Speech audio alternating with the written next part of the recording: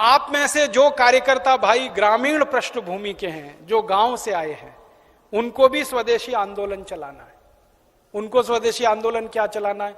अपने गांव में विदेशी कंपनियों की सबसे ज्यादा बिकने वाली जो चीज है वो है रासायनिक खाद, जिसको हम यूरिया कहते हैं, डीएपी कहते हैं, सुपर फॉस्फेट कहते हैं, और रासायनिक कीटनाशक जिसको एंडोसल्फान कहते हैं, मेलाथियान कहते हैं, पैराथियान कहते हैं, बेंजीन हेक्साक्लोराइड कहते हैं। तो ये विदेशी कंपनियों के कीटनाशक और रासायनिक खाद ये किसानों के बीच में सबसे ज्यादा खरीदी जाती है।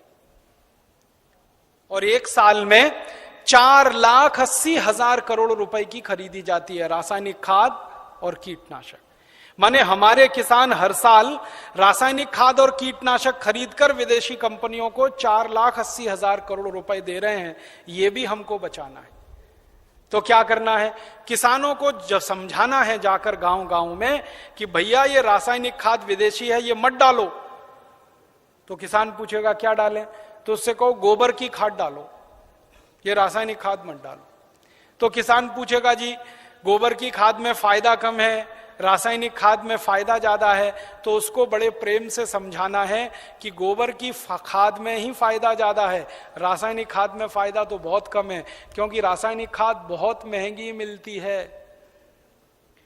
पहले एक कट्टा रासायनिक खाद मिलती थी 70 रुपए में, अब एक कट्टा रासायनिक खाद मिलती है 350 रुपए में, 300 रुपए में, 350 रुपए में, और कभी कभी ब्लैक हो जाए तो 500 रुपए में यूरिया। और हर साल कीमत बढ़ती जाती है। क्यों? क्योंकि ये रासायनिक खाद बनती है उन वस्तुओं से जिनको पेट्रोलियम प्रोडक्ट्स कहा जाता है, और सारे पेट्रोलियम प्रोडक्ट्स जिसको नेफ्था कहते हैं वो विदेशों से आता है। इसका पैसा पूरा विदेश में जाता है। किसानों को समझाइए ये कि बहुत महंगी पड़ती है। और इसकी महंगाई पता है दूसरी क्या है? एक बार आपने खेत में एक कट्टा यूरिया डाल दिया तो अगली बार 2 कट्टा डालना पड़ेगा, 2 बोरे डालना पड़ेगा। और एक बार 2 बोरे पड़ गया तो अगली बार 3 बोरे डालना पड़ेगा। एक बार 3 पड़ गया तो फिर 4 डालना पड़ेगा। हर बार बढ़ता ही जाता है, बढ़ता ही जाता है, बढ़ता ही जाता है, खर्चा बढ़ता जाता है। और मालूम है रासायनिक खाद बहुत गर्म होता है। गर्म रासायनिक खाद यूरिया डीएपी आप डालते हैं, मिट्टी पूरी चटक जाती है गर्मी के कारण, तो पानी ज्यादा देना पड़ता है। गोबर की खाद लगा के खेती करें तो गेहूं की फसल लेने में 3 पानी लगता है। यूरिया डीएपी डालकर अगर गेहूं की खेती करें तो 5-6 बार पानी लगाना पड़ता है। पानी का खर्चा बढ़ जाता है। और पानी का खर्चा बढ़ेगा तो पानी तो जमीन में से ही निकालना पड़ता है। जमीन से ज्यादा पानी निकाल के आप खेतों में डालते रहेंगे तो पानी का तल नीचे नीचे नीचे नीचे होता चला जाता है। पहले पानी 25-30 फुट पे मिलता था, अब पानी 900 फुट तक नहीं मिलता खेतों में। तो किसानों को समझाइए कि यूरिया डालने से बड़ा भारी नुकसान है। एक तो हर साल खाद की मात्रा बढ़ानी पड़ती है, खर्चा बढ़ता है। दूसरा, हर साल पानी की मात्रा बढ़ानी पड़ती है, वो खर्चा बढ़ता है। और जहां पानी निकालने के लिए बिजली नहीं है वहां डीजल पंप चलाना पड़ता है, तो डीजल का खर्चा बढ़ता है। और डीजल कभी भी महंगा होता रहता है। एक जमाने में 7 रुपए लीटर मिलता था डीजल, अब 35 रुपए लीटर। 2-4 दिन के बाद ये 40 रुपए लीटर होने जा रहा है। फिर हो सकता है 1.5 साल में 100 रुपए लीटर हो जाए। किसान कहां जाएगा? मर जाएगा वो तो डीजल का खर्चा करते करते। और फिर एक और नुकसान होता है कि ये यूरिया डीएपी जब हम खेत में डालते हैं तो मिट्टी में ये केमिकल घुल जाते हैं, और मिट्टी में घुल गए तो पौधे की जड़ में आ जाते हैं, पौधे की जड़ से पौधे के तने में आ जाते हैं, पौधे के तने से पौधे के फल में आ जाते हैं, पौधे के फल में आ जाते हैं तो फिर वही फल हम खाते हैं, हमारे शरीर में आ जाते हैं। और हमारे शरीर में अगर ये जहर आ गया तो हमारी माताएं तो पूतना हो जाती हैं। आपने पूतना की कहानी सुनी? कृष्ण भगवान को जहर पिलाने के लिए आई थी। आज हमारी माताओं के दूध में जहर आ चुका है, अपने अपने बच्चों के लिए वो पूतना की स्थिति में है। आज हमारे देश की कई संस्थाओं ने माताओं के दूध का परीक्षण करवाया है, तो माताओं के दूध में वो सारे केमिकल हैं जो यूरिया में हैं। माताओं के दूध में वो सब केमिकल हैं जो कीटनाशक दवाओं में हैं, क्योंकि भोजन हम कर रहे हैं, भोजन के साथ वो शरीर में जा रहे हैं। और यही केमिकल हैं जो आपको कैंसर पैदा करवा रहे हैं, जो आप में डायबिटीज दे रहे हैं, जो आप में हाई ब्लड प्रेशर दे रहे हैं, हाइपरटेंशन दे रहे हैं। 148 किस्म की बीमारियां इन जहरों से पैदा होती है। इसलिए किसानों को समझाओ कि ये यूरिया डीएपी का जहर एक तो विदेशी है, ये बंद करो। दूसरा, ये शरीर को नुकसान देता है, इसलिए बंद करो। तीसरा, ये पैसे का नुकसान करता है, इसलिए बंद करो। तो किसान पूछेंगे भाई क्या करें? तो उनसे कहो गोबर का खाद डालो। अब किसान क्या पूछेगा आपको? सबसे पहले वो कहेगा गोबर के खाद से तो उत्पादन नहीं होता। तो उससे कहो गोबर के खाद से भी उत्पादन बहुत अच्छा होता है। यूरिया डीएपी से जितना नहीं होता, उससे तो ज्यादा गोबर के खाद से होता है। मैं तो पिछले 12-13 साल किसानों के बीच में काम करता रहा, महाराष्ट्र और कर्नाटक में। आप आइए, वहां देखिए, हजारों हजारों किसानों ने यूरिया डीएपी बंद करके गोबर का खाद डालना शुरू किया है। और जिस किसान के यूरिया डीएपी के खेत में 1 एकड़ में 20 से 25 मीट्रिक टन गन्ना होता था, आज उस किसान के खेत में गोबर का खाद डालने से 90 से 100 मीट्रिक टन गन्ना हो रहा है, कम नहीं होता है।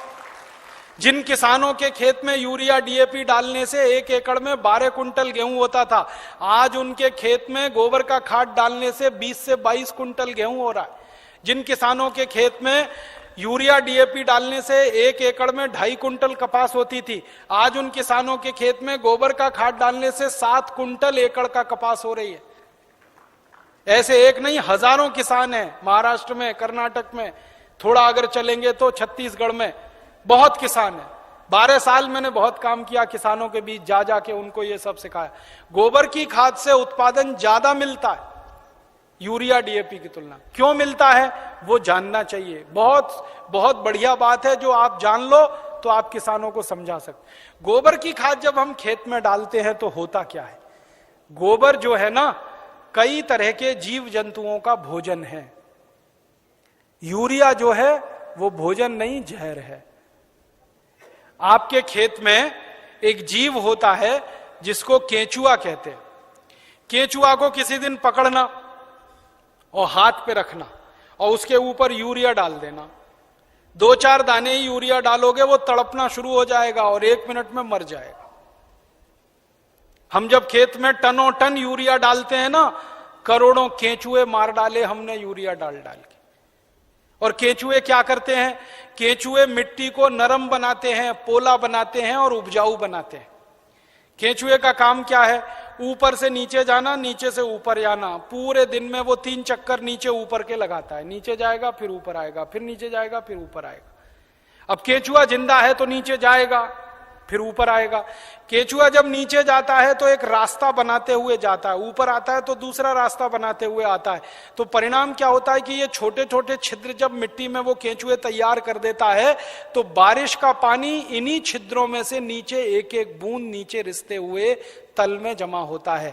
माने वाटर रिचार्जिंग का दुनिया में सबसे जबरदस्त काम कोई करता है तो केंचुआ करता है, और यूरिया के कारण ये मर जाता है। इसलिए यूरिया डालना माने किसान के लिए आत्महत्या करने के बराबर है।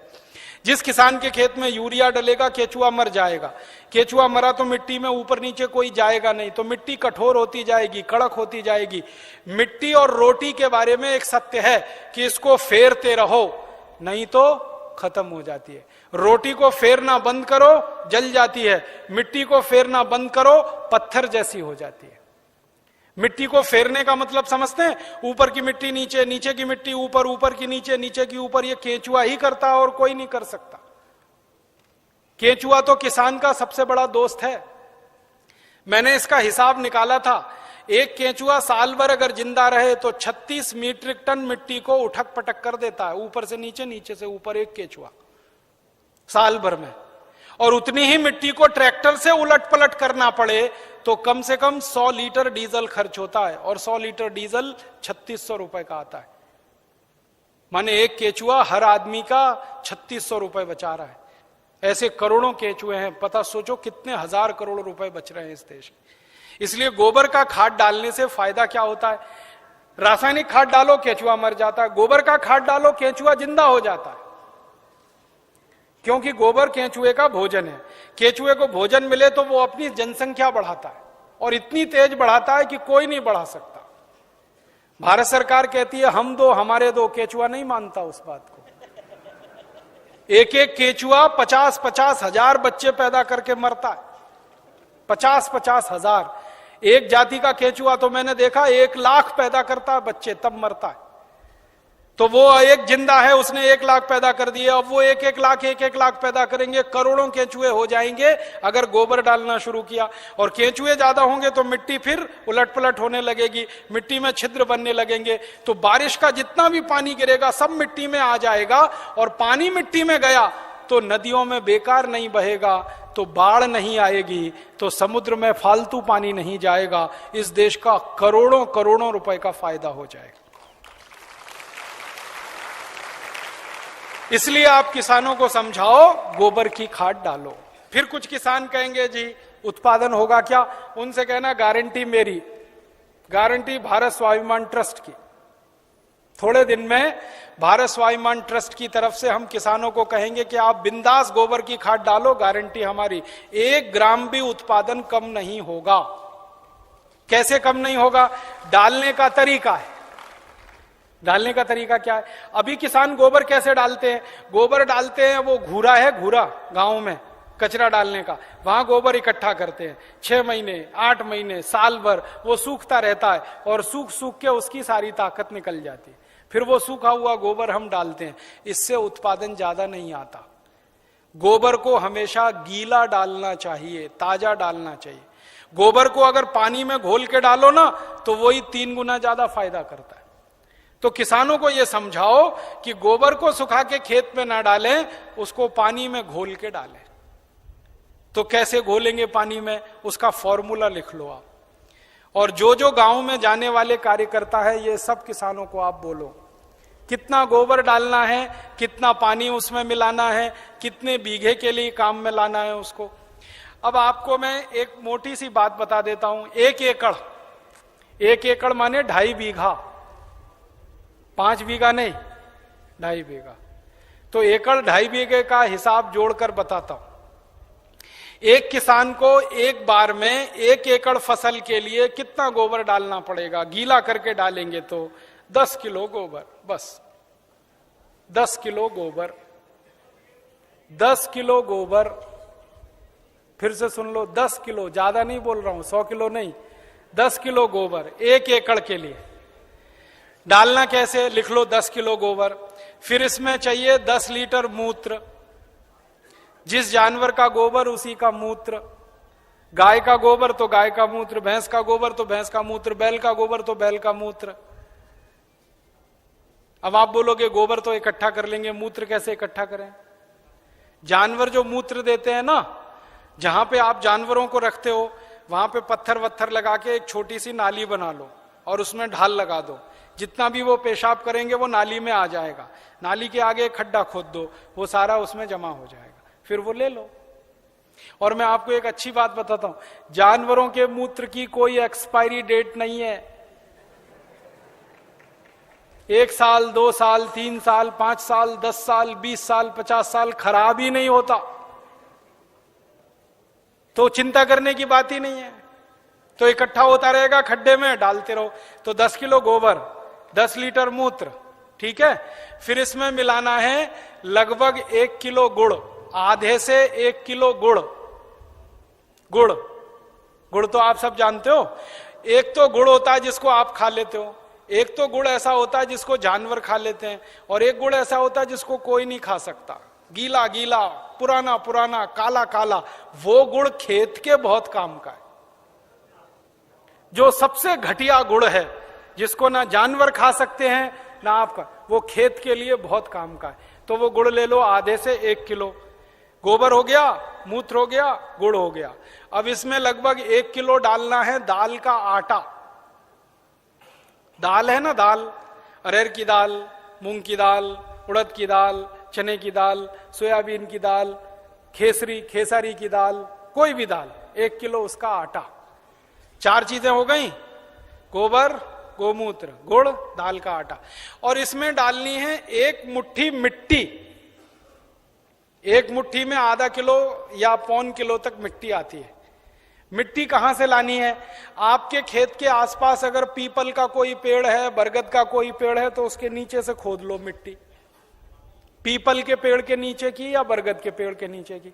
पीपल और बरगद के पेड़ के नीचे की ही मिट्टी क्यों खोदना? आपको मालूम है पीपल और बरगद के पेड़ हर समय ऑक्सीजन देने वाले पेड़ हैं, और ज्यादा ऑक्सीजन देने वाले पेड़ के नीचे जीवाणुओं की संख्या बहुत होती है। तो पीपल और बरगद के पेड़ के मिट्टी में जीवाणु सबसे ज्यादा होते हैं, यही जीवाणु खेत को चाहिए। तो मिट्टी ले ली, 5 चीजें हो गई, गोबर 10 किलो, मूत्र 10 लीटर, गुड़ लगभग 1 किलो, दाल का आटा 1 किलो और मिट्टी लगभग 1 किलो। ये 5 चीजों मिला दो, घोल दो। हाथ से घोल लेना, खराब नहीं होंगे हाथ, नहीं तो डंडे से घोल देना। एक ड्रम में घोल लेना, प्लास्टिक के ड्रम में घोल लेना, नहीं तो लोहे के ड्रम में घोल लेना। प्लास्टिक का होगा तो अच्छा, लोहे वाला क्षरण ज्यादा होता है। अब इसको घोल के 15 दिन रख देना, 15 दिन रख देना।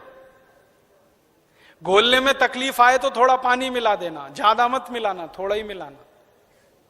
घोल के 15 दिन रख देना। 15 दिन के बाद यह खाद तैयार हो जाएगा। इस खाद में क्या होगा, करोड़ों करोड़ों सूक्ष्म जीवाणु पैदा हो जाएंगे। वो जो मिट्टी डाली ना, मिट्टी के जीवाणु अगर 1 लाख हैं तो 15 दिन में वो 100 करोड़ से ज्यादा हो जाएंगे। ढक के रख लो तो अच्छा है, छांव में रखना सबसे अच्छा, धूप में बिल्कुल मत रखना। पेड़ के नीचे की छांव में रखना, नहीं तो कोई ऐसी जगह रखना जहां सूर्य का प्रकाश ना आता हो, और इस पे कपड़ा बांध दो, ढक्कन लगा दो, जैसे है ढक लो।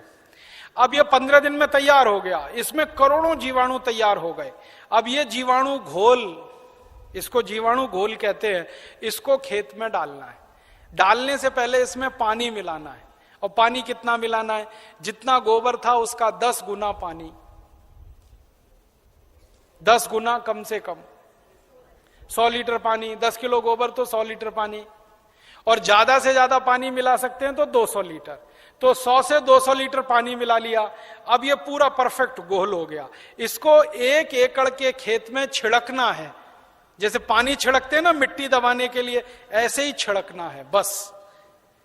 आप इसको छिड़क देंगे तो ये करोड़ों जीवाणु मिट्टी में पहुंच जाएंगे।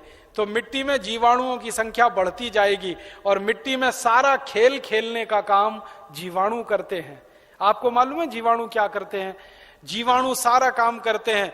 पौधे की जड़ को नाइट्रोजन की जरूरत है तो ये जीवाणु उपलब्ध कराते हैं। पौधे की जड़ को कैल्शियम चाहिए तो ये जीवाणु उपलब्ध कराते हैं। पौधे की जड़ को आयरन चाहिए तो ये जीवाणु, माने पौधे को बड़ा होने के लिए जितने भी सूक्ष्म पोषक तत्व चाहिए और फिर वो हमारे शरीर में वास्तव में चाहिए, वो सब इन जीवाणुओं की करामात से ही मिलता है। तो पौधे की जड़ को भरपूर सूक्ष्म पोषक तत्व मिलने लगेंगे, पौधे की बढ़त बहुत तेज होगी, और जिस पौधे की बढ़त अच्छी होगी उसका फल अच्छा होगा, जिसका फल अच्छा होगा उसका उत्पादन अच्छा होगा। अब इसमें समय लिख लो, कितनी बार डालना, कब डालना। सबसे अच्छा तरीका यह होता है कि खेत को जब जोतने की तैयारी करें ना, जोतें, बीज डालने से पहले खेत जुताई होती है ना, खेत जुताई करते ही 1 दिन डाल दो। आज जुताई किया, कल डाल दो, जुताई करके डाल दो। ये पहली बार, ठीक है। फिर इसके डालने के 2-3 दिन बाद या 4 दिन बाद या 5 दिन बाद बुआई कर दो। है कितना डाल सकते हैं बताया ना, 1 एकड़ में जितना तैयार हुआ 200 लीटर वो। तो आपने इसको जोत के 1-2 दिन में डाल दिया, फिर बीज बो दो। बीज बोने के 21वें दिन में फिर डाल देना। आज बीज बोया तो ठीक 21 दिन बाद एक बार फिर डाल देना। क्या होता है ना, बीज में से अंकुरण होता है, और अंकुरण होने के 21वें दिन तक वो मिट्टी की ताकत से बढ़ता है। फिर 21 दिन के बाद वो सूर्य की ताकत से बढ़ना शुरू हो जाता है, फोटोसिंथेसिस जिसको कहते हैं, प्रकाश संश्लेषण की क्रिया। सूर्य ताप से खाना बनाना शुरू कर देता तो बढ़त तेज हो जाती है। तो और आप मोटी सी एक बात याद रखो कि हर 21वें दिन पर डाल देना। आज डाला, 21 दिन बाद डाला, फिर 21 दिन बाद डाला, फिर 21 दिन बाद डाला। तो एक फसल अगर आप समझ लो 4 महीने की है तो लगभग 5 बार डालना पड़ेगा। कोई फसल 6 महीने की है तो 7-8 बार डालना पड़ेगा। 8 महीने की है तो 10-1 बार डालना पड़ेगा। अब इसमें खर्चा क्या है? जानवर अगर घर के हैं तो गोबर फोकट का, मूत्र फोकट का, गुड़ मैं कह रहा हूं सबसे सड़ा हुआ, जिसको फेंक देते हैं वो भी फोकट में मिल जाएगा। पानी तो फोकट का है ही, थोड़ा दाल वाल लेना पड़ेगा तो उसका खर्चा आएगा, लेकिन किसान अगर दाल पैदा करता है तो वो भी घर की हो जाएगी। माने खाद बनाने का खर्चा लगभग शून्य आएगा, मेहनत लगेगी, पूंजी में पैसा कम से कम खर्च होगा। और ये खाद जो तैयार होगी इसमें जबरदस्त क्वालिटी है, क्योंकि इसमें कैल्शियम भरपूर, आयरन भरपूर, फास्फोरस भरपूर। क्या क्या इसमें है? गोबर है, गोबर में कैल्शियम है, आयरन है, सल्फर है, सिलिकॉन है, कोबाल्ट है, मैग्नीशियम है, मैग्नीज है, 18 सूक्ष्म पोषक तत्व हैं जो चाहिए मिट्टी को। फिर गुड़ है, गुड़ में जबरदस्त फास्फोरस है, गुड़ में जबरदस्त कैल्शियम है, फिर मूत्र में ये सब है। तो जो सूक्ष्म पोषक तत्व हमें चाहिए वही मिट्टी को चाहिए, वो सब इस खाद में भरपूर हैं। यूरिया में नहीं है, डीएपी में नहीं है, यूरिया में कैल्शियम नहीं है, डीएपी में कैल्शियम नहीं है। और कैल्शियम सबसे प्रमुख आधार है मिट्टी के लिए, क्योंकि खेत में कैल्शियम होगा तो पौधे में होगा, पौधे में होगा तो फल में होगा, फल में होगा तो भोजन में होगा, भोजन में होगा तो शरीर में होगा, शरीर में होगा तो हड्डियां मजबूत, हड्डियां मजबूत तो शरीर मजबूत। ये सारा साइकिल इसी कैल्शियम के उस पे है। तो ये तो गोबर की खाद से ही मिलेगा, यूरिया डीएपी से मिलने ही वाला नहीं है। तो किसान को ये समझाइए आप।